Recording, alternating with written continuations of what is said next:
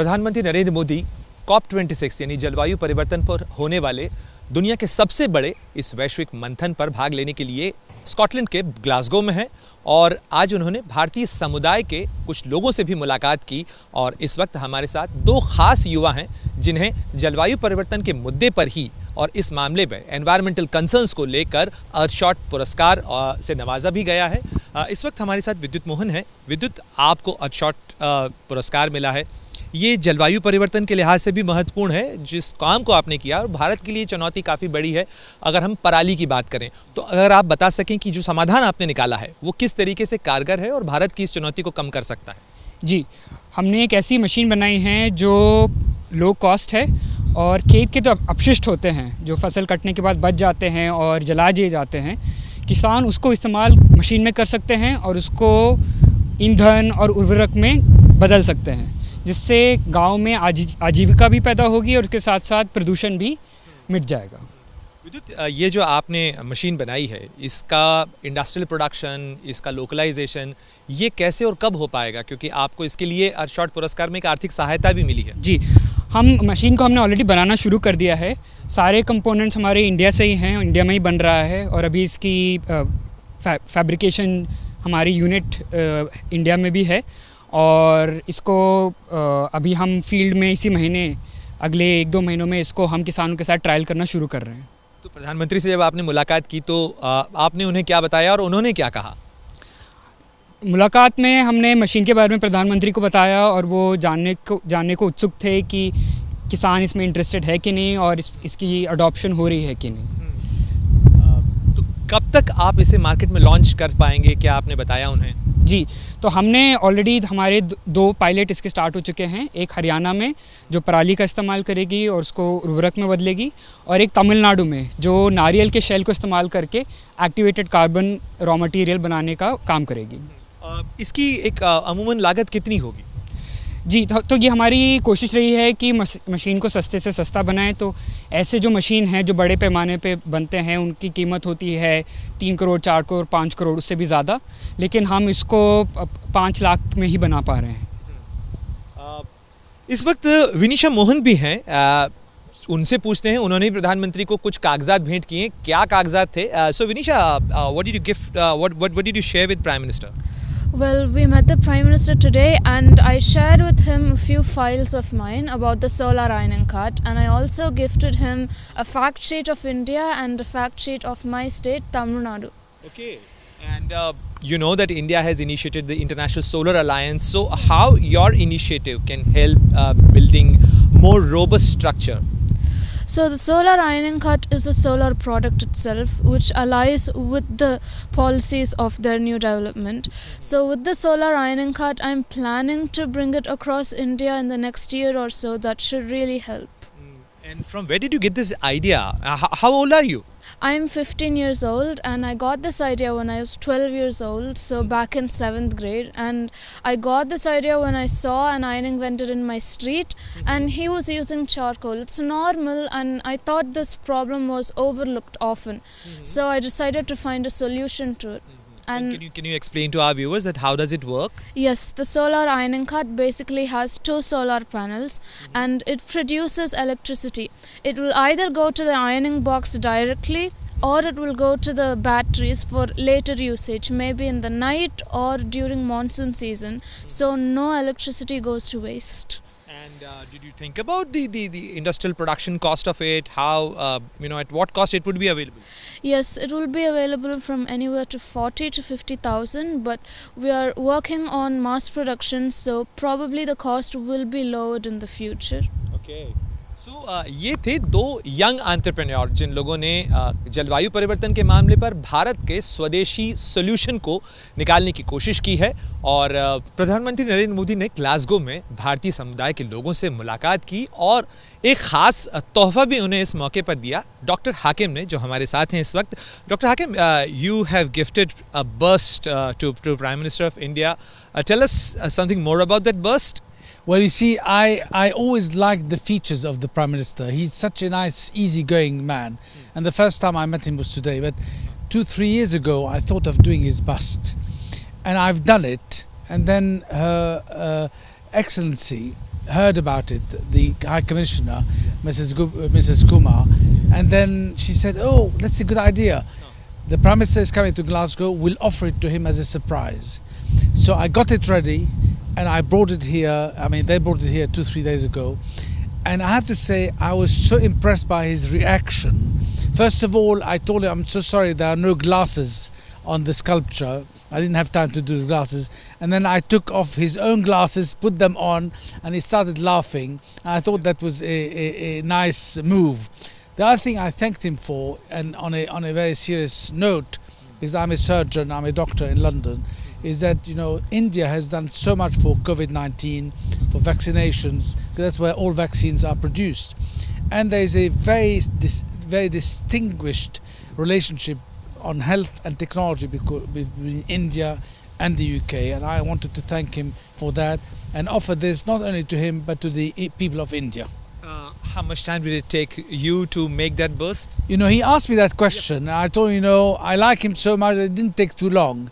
I mean, you know, it takes obviously weeks, but it's in bronze, it's hard work, and you know, it's 35 kilos of bronze, so it had to be shipped here by special delivery. But I'm very happy that he liked it. I thought he liked it, and I hope and I look forward to seeing the video and the pictures, because we're not allowed to take pictures. So is it for the first time you met him in person? First time I met him, but as if I've always known him. He's such an easygoing person. He spoke to everyone as if he knew them, like a father. And I thought that was very, very nice. And not many prime ministers are so easygoing and friendly. So after meeting him, do you want to put in the specs now to the bust? Well, I will definitely. I mean, having to say, his glasses are transparent, so it's almost as if they were there without being there. Okay, and a surgeon turned into a sculpturist.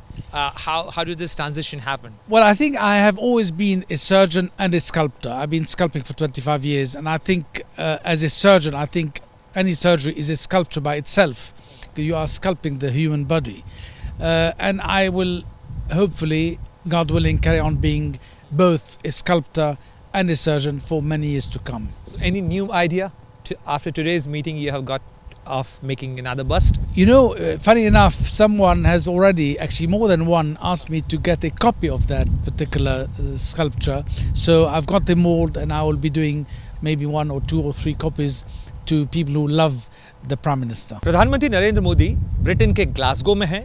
COP26 जो जलवायु परिवर्तन पर हो रहा सबसे बड़ा वैश्विक मंथन है, उसमें शरीक होने के लिए ब्रिटेन में हैं। लेकिन इस यात्रा को लेकर खासा उत्साह ब्रिटेन में बसे भारतीयों और ख़ास तौर पर स्कॉटलैंड में जो भारतीय मौजूद हैं उनमें है, क्योंकि ये प्रधानमंत्री के तौर पर नरेंद्र मोदी की पहली स्कॉटलैंड यात्रा है।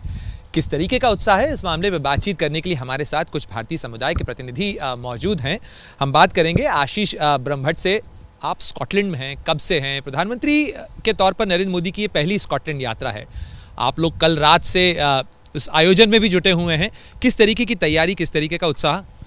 नमस्ते, मेरा नाम आशीष ब्रह्मभट्ट है। मुझे सबसे पहले तो ये आनंद है कि आज तक लास्ट 50 सालों से कभी भी किसी भी भारत का कोई भी प्रधानमंत्री स्कॉटलैंड में या ग्लासगो में नहीं आया। यदि कभी कोई आ भी जाता है तब वो जाते हैं सिर्फ एडनबरा जाते हैं, ग्लासगो कोई नहीं आता। जैसे अहमदाबाद में ट्रंप आए थे, जनरली अमेरिका का प्रेसिडेंट हमेशा दिल्ली आता है। तो ऐसे हमारे लिए सबसे बड़ी बात है कि यहाँ नरेंद्र मोदी जी आ रहे हैं। हमें तो लग रहा है कि जैसे दीपावली में स्वयं रामचंद्र भगवान हमारे वहाँ आ गए हो, ऐसा हमें लग रहा है। सबसे बड़ी बात यह है कि जैसे कोरोना के जो काल था, उस काल में वैश्विक प्रॉब्लम चल रहा था, उसमें प्रधानमंत्री नरेंद्र मोदी जी ने अपना ये जो था पूरे विश्व को राह दिखाई, पूरे विश्व को एक संयम से काम लेके पूरे विश्व को कोरोना के सामने लड़ना सिखाया। इसी तरह से ये COP26 में भी हम भारत प्रधानमंत्री जी विश्व गुरु बनने जा रहे हैं। हम हाइड्रोजन का विकल्प जो है वो करने जा रहे हैं।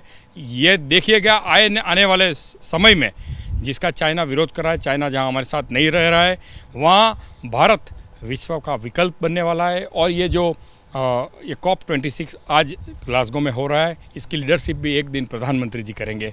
प्रधानमंत्री जी जैसे एक आप समझ लीजिए कि जैसे एक पानी अमृत बन जाता है, जैसे बर्फ़ जो होता है वो जो हज़ारों साल के बाद एक स्फटिक बन जाता है, ऐसे प्रधानमंत्री जी भी एक अमृतत्व उनमें आ गया है और मुझे लगता है कि पूरे विश्व को ये राह दिखाने वाले हैं। हमारे साथ दर्शन ग्रेवाल भी हैं। दर्शन जी, आप तो लंदन में बरो ऑफ हंसलो के मेयर भी रहे हैं।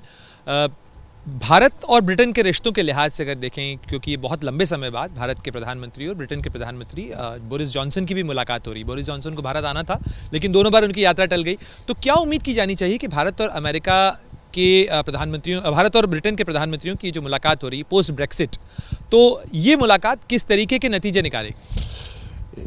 हमारे प्रधानमंत्री नरेंद्र मोदी जी के यहाँ आने से हमारे रिश्ते बहुत ही, जैसे मैंने पहले भी कहा, सीमेंटेड हो गए हैं और भारत का जो रिस्पेक्ट है बहुत ऊपर चला गया है।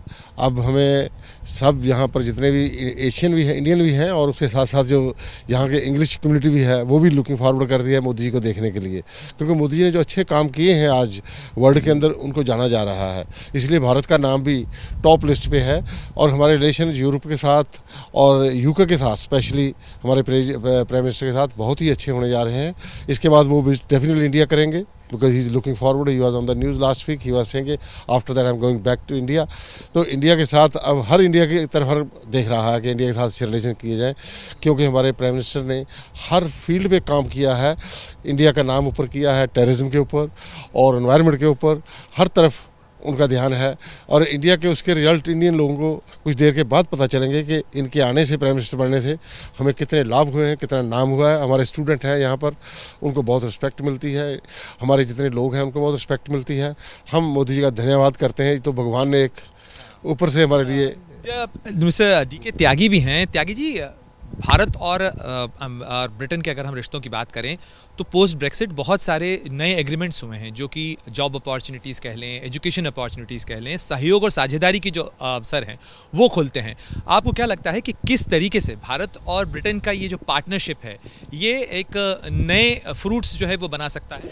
जी, हमारे एक तो जो हमारे स्टूडेंट्स के लिए काफ़ी मतलब ये बहुत महत्वपूर्ण है और एम्प्लॉयमेंट जितने बीजे हैं, और हमें जो मोदी जी के आने से, और हमारा एक तो पहले हम आपको बताना चाहते हैं कि जो रेस्पेक्ट हमारी आज हिंदुस्तानियों की है यहाँ पे, वो ऐसी रेस्पेक्ट 15 साल 20 साल पहले नहीं थी। जो मैं 15 साल का मेरा अपना एक्सपीरियंस है इस कंट्री का, जो पिछले 8-7 सालों में जो मोदी जी प्राइम मिनिस्टर बने उसकी जितनी हमारे यहाँ रेस्पेक्ट होती है और हमारे लिए जितने हमारे काम बड़े तत्परता से होते हैं, चाहे वो हम यहाँ की गवर्नमेंट हो, चाहे अपने इंडियन हाई कमीशन में हो, जहाँ कहीं भी जाते हैं तो एक हमारी बहुत बड़ी रेस्पेक्ट होती हो। और मैं आपको कहना चाहता हूँ, ये मैं प्रैक्टिकल है, मैं भुगत चुका हूँ। अब हम इमिग्रेशन पर आते हैं, जो इंडियन पासपोर्ट हम देते हैं तो उसकी कितनी बड़ी वैल्यू बन चुकी है कि वो हमारी तरफ हंसते हैं, मुस्कुरा के हमारा जो एक वेलकम होता है इमिग्रेशन डिपार्टमेंट वाले करते हैं, वो पहले नहीं था। पहले लोग हमें जो यहाँ के इमिग्रेशन डिपार्टमेंट वाले, वो कोई हमारे पैर देखते थे, कभी हमारे सिर देखते, 10 तरह के क्वेश्चन होते थे, वो आज नहीं है। मैं अभी आया हूँ तो वहाँ के इमिग्रेशन डिपार्टमेंट करे your prime minister, our prime minister, मतलब एक मतलब एक फील होती है अंदर से, एक दिल से फीलिंग आवाज़ निकलती है कि यार हमारी बहुत बड़ी इज्जत है। हमारी ये सब नरेंद्र मोदी जी हमारे देश के जो प्राइम मिनिस्टर हैं, उनकी वजह जो हमारे यहाँ रेस्पेक्ट मिल रही है। वी आर प्राउड, मतलब हमें प्राउड है कि हमारे भारत के प्राइम मिनिस्टर आज विश्व के नंबर 1 प्राइम मिनिस्टर बने हुए हैं। और हमारे जो एम्प्लॉयमेंट के रास्ते भी खुल रहे हैं, जो स्टूडेंट वीजे हैं, अभी गवर्नमेंट ने नया रूल निकाला, जितने स्टूडेंट्स हैं वो 2 साल का उनको वर्क वीज़ा मिल रहा है और मतलब मज़ा आ रहा है, मतलब एक ज़िंदगी जीने का यहाँ पे इस कंट्री के अंदर हमें भारतीयों को। निश्चित रूप से तो भारतीयों के चेहरे पे ये जो रौनक थी, जो उनकी आवाज़ में सुर थे, उससे साफ नज़र आता है कि किस तरीके से न केवल उनमें उत्साह है, बल्कि ये जो भारत का बढ़ता हुआ रसूख, भारत का बढ़ता हुआ जो रुतबा है विश्व मंच पर, उसका भी एक नमूना है। और निश्चित रूप से COP26 की बैठक में भी भारत का जो चेहरा है, भारत की जो आवाज़ है, वो दुनिया के पटल पर प्रमुखता से सुनाई देगी, नजर आएगी। कैमरामैन मान के साथ Pranay Upadhyay, Glasgow, ABP news.